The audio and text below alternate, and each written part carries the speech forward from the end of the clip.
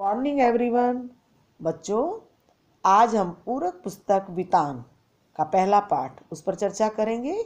जिस तरह से आपकी 10th में पूरक पुस्तक थी कृतिका, उसी प्रकार से 11th में पूरक पुस्तक है वितान भागवत।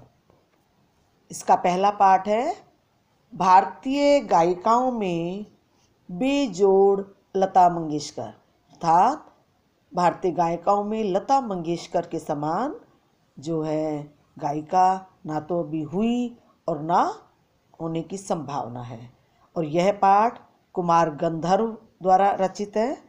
तो आप इसकी समरी ध्यान से सुनेंगे कि भारतीय गायिकाओं में बेजोड़ गायिका लता मंगेशकर कुमार गंधर्व द्वारा रचित पाठ है।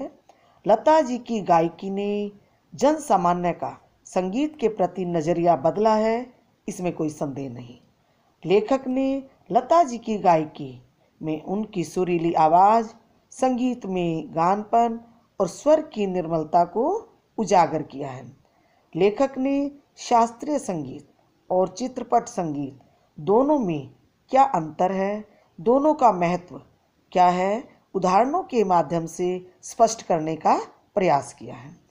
दूसरे गायकों की गायन शैली से लता जी की गायन शैली अलग है, जिसमें गायन की निर्मलता, स्वरों के साथ साथ शब्दों का नादमय उच्चारण साफ साफ देखा जा सकता है। लेखक ने हर दृष्टिकोण से लता जी की गायन शैली को परखा है। उन्होंने केवल गुणों को ही नहीं बल्कि उनके दोषों की भी चर्चा की है। उनका मानना है कि लता जी ने करुण रस के साथ न्याय नहीं किया। करुण रस के गीतों को भी वे ऊंची पट्टी में गाती हैं, जबकि करुण रस के गीत करुणा के भाव से गाने चाहिए। ये लोगों का मानना है, लेखक का मानना है, लेकिन हम इस बात से सहमत नहीं। पाठ में यह भी बताया गया कि जब लता जी मेरे वतन के लोगों जरा आंख में भर लो पानी, उन्होंने यह गीत गाया था, तो तत्कालीन प्रधानमंत्री पंडित नेहरू जी की आंखों में आंसू आ गए थे। आंसू आना करुणा का भाव है, ये हम सभी जानते हैं।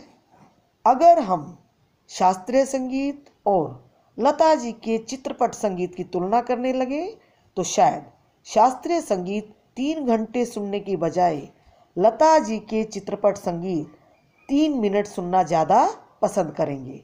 उसमें हमें ज़्यादा आनंद आएगा। हम सभी जानते हैं कि देश विदेश में भी लता जी के संगीत का जादू किस तरह सिर चढ़कर बोल रहा है। सिर चढ़कर बोलना क्या है? मुहावरा। इसका मतलब उनके संगीत का जादू विदेशों में भी देखा जा सकता है।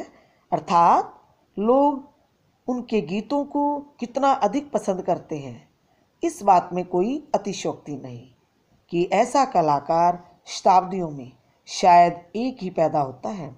संक्षेप में मैं यही कहना चाहूँगी कि यह पाठ केवल लता जी का ही चित्रण नहीं करता, बल्कि संगीत के प्रति हमारी सोच के विकास को भी उजागर करता है। बच्चों, आज का होमवर्क है पाठ की सेल्फ रीडिंग और समरी याद करेंगे। क्वेश्चन आंसर अगली वीडियो में। Thank you.